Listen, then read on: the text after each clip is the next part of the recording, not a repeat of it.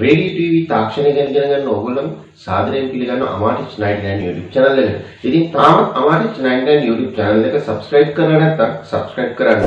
ඒත් එක්කම මේ අත පැත්තේ පේන bell icon එක click කරාම මම දාන වීඩියෝ වල notification එක එසනින් ගෙන ගැනීමේ හැකියාව තියෙනවා.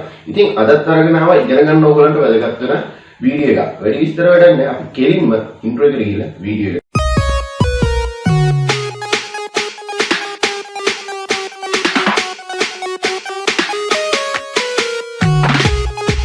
අද රෙපෙයාර් එකට හම්බ වෙලා තියෙන අපිට අලුත්ම ටීවී එකක්. නමුත් මෙන්න මේ වගේ ප්‍රශ්නයක් තියෙනවා. ඒ කියන්නේ ඉහළ සිට පහළට ඉරියෙන්න ගන්නවා vertical ඉරි. නමුත් රූප තියෙනවා. ප්‍රශ්නේ තියෙන්නේ මේක මෙන්න මේ විදිහට ඉරියෙන්න ගන්නවා. අපි බලමු මොකද්ද මේ ටීවී වර්ගය, කොහොමද අපි මේක හදාගන්නේ කියලා. ඉතින් මේ අපිට හම්බෙච්ච ටීවී එක තමයි Sony LED ටීවී එකක්. මොඩල් නම්බර් එක KLV 32R41 2C කියන ටීවී එක LED ටීවී එක. අපි බලමු මේක කොහොමද හදාගන්නේ කියලා. අපි මුලින්ම මේකේ බෑක් කවර් එක ගලවගෙන අපිට මදර් බෝඩ් එකේ පේන physically damages, ඒ කියන්නේ physically අපිට පේන්න තියෙන ඒවා කැප් සිදිමිලා තියෙනවද, කොහේ හරි තැනක වයර් ගැලවිලා වගේ තියෙනවද, ඩ්‍රයි වැටලා තියෙනවද, මෙන්න මේවා ටික ඉස්සරලා අපි බලාගෙන අපි ඊළඟට යමු ඊළඟ කොටස් ටික පරීක්ෂා කරන්න.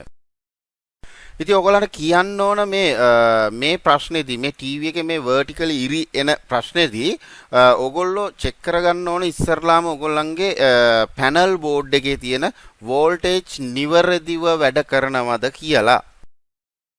ඉතින් අපි මුලින්ම චෙක් කරමු පැනල් VCC එක පැනල් එකට ලැබෙන 12 වෝල්ට් එක නිවැරදිව ලැබෙනවද කියලා. ඉතින් ඔයගොල්ලන්ට පේනවා ඇති ඒක නිවැරදිව 12 වෝල්ට් එකක් පැනල් එකට ලැබෙනවා කියලා. ඉතින් අපි මුලින්ම පරීක්ෂා කරමු මේකට ලැබෙන 3.3 වෝල්ටීයතාවයේ හරියාකාරව ලැබෙනවද කියලා. ඉතින් 3.3 වෝල්ටීයතාවයේ ඔයගලන්ට පේනවා ඇති 3.3ත් හරියාකාරව ලැබෙනවා කියලා. ඊළඟට පරීක්ෂා කරමු අපි AVDD කියන වෝල්ටේජ් එක සාමාන්‍යයෙන් 16යි වෝල්ටීයතාවයේ 16ක් වගේ ලැබෙන්න ඕන. ඔයගලන්ට පේනවා ඇති 16.15ක් වගේ වෝල්ටීයතාවයක් ලැබෙනවා මේකට.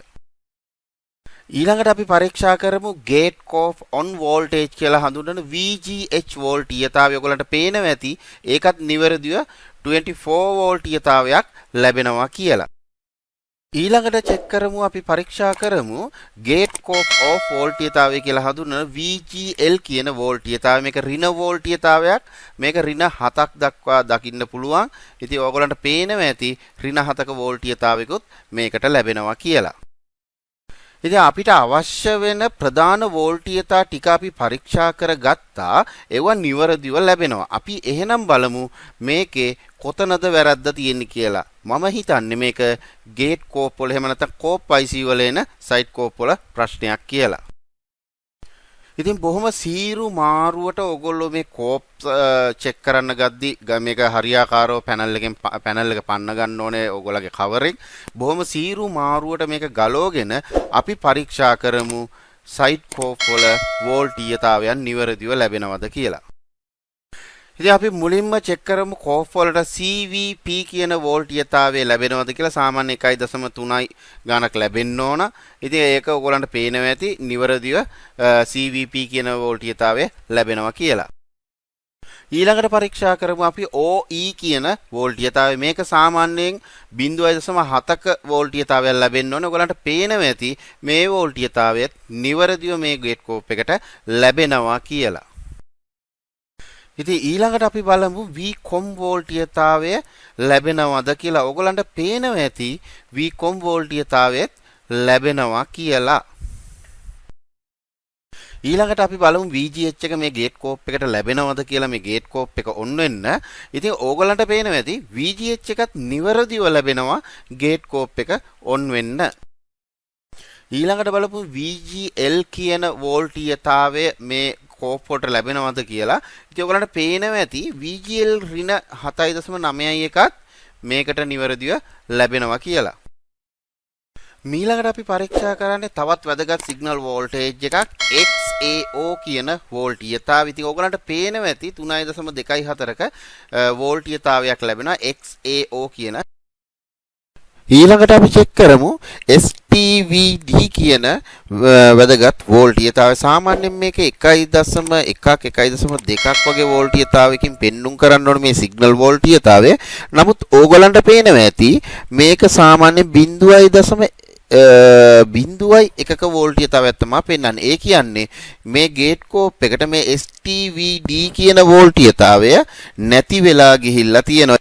ඉතින් මේ ප්‍රශ්නය ඇති වෙන්න පුළුවන් ඕගොල්ලන්ගේ සාමාන්‍යයෙන් මේ තියෙන පැනල් පාත් ෂෝට් වුණාම මේකට එන පාත් ෂෝට් වුණාම එහෙමත් නැත්නම් මේ ගේට් කෝප් එකේ ප්‍රශ්නයන් නිසා මොකක් හරි දෙයකින් මේ ටීවී එකට මෙන්න මේ වගේ කලර් vertical එකක් එන්න පුළුවන්. ඉතින් අපි දැනගන්න ඕන කොහොමද මේක හදාගන්නේ කියලා. ඉතින් මේකට මම ඔයගොල්ලන්ට අලුත් ට්‍රික්ස් එකක් කියලා දෙන්නම්. හරි ලේසි, හරි ඉක්මනට හදාගන්න පුළුවන්. මේකෙදි පාත් කට් කරලා දාලා නිකන් ඉන්නේ නැහැ. අපි මේ වෝල්ටේජ් එකම ආපහු දෙන්න ක්‍රමයක් හොයා ගන්න ඕනේ. දැන් මොකද පැනල් පාත් එකේ පැනල් ෂෝට් වෙලා නිසා දැන් එයාගේ වෝල්ටීයතාවය ඒකේ ගමන් කරන්නේ නැති නිසා තමයි මෙන්න මේ ප්‍රශ්නය දැන් ඇති වෙලා තියෙන්නේ. ඉතින් අපි try කරමු මේක ෂෝට් වෙන්නේ නැති පාත් එකකින් වෙනම දෙන්නේ කොහොමද කියලා. ඉතින් අපි මේකට යොදාගන්නේ ජම්පර් සිස්ටම් එක කියන මෙතඩ් එක. ඉතින් ඔයගොල්ලන්ට සිද්ධ වෙනවා මෙන්න මේ වගේ ඔයාගේ පැනල් බෝඩ් එකෙන් පැනල් බෝඩ් එකේ මෙන්න මේ වෝල්ටීයතා සිග්නල් වෝල්ටීයතා පාත් එක හොයා ගන්න.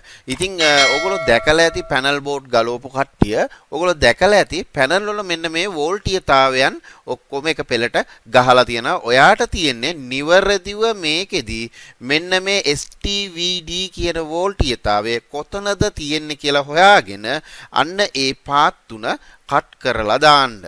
ඉතින් මේ පාත් තුනක් මම චෙක් කරේ එක පාත්යක් වුණාට මෙයාගේ පාත් තුනක් තියෙනවා. ඒ කියන්නේ ගේට් කෝප් දෙකක දෙපැත්තට ඔයගොල්ලෝ දැකලා ඇති වෝල්ටීයතාවයන් එකම වෝල්ටීයතාවයන් එක ගේට් කෝප් එකේ දෙපැත්තටම එන්න සමහර ඒවල තියෙනවා. ඉතින් අපි මෙන්න මේ විදිහට මේ පාත් එකේ මෙන්න මේ STVD කියන පාත් තුන කට් කරලා මෙන්න මෙතනින් අපි පාස්සලා ගන්න ඕන පොඩි හීනි තඹ කම්බිය ආධාරයෙන්.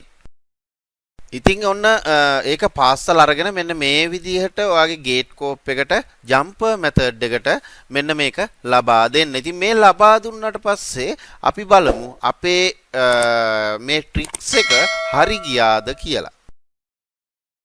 ඉතින් ඔයගලන්ට පේනවා ඇති අපේ ට්‍රික්ස් එක නිවැරදිව වැඩ කරනවා කියලා. ඉතින් අදත් ඔයගලන්ට මේ වගේ වැදගත් වීඩියෝ එකක් අරගෙන ආවේ. ඔයගලන්ට ලේසියෙන්ම LED Sony TV එකක් මෙන්න මේ ප්‍රශ්නය આવොත් හදාගන්නේ කොහොමද කියලා දෙන්න. ඉතින් මේ වගේම වැදගත් වීඩියෝ එකකින් නැවත හමු වෙනකම් මං ගිහින් එන්නම්. ඔයාලා සියලු දෙනාටම සුබ දවසක් වේවා.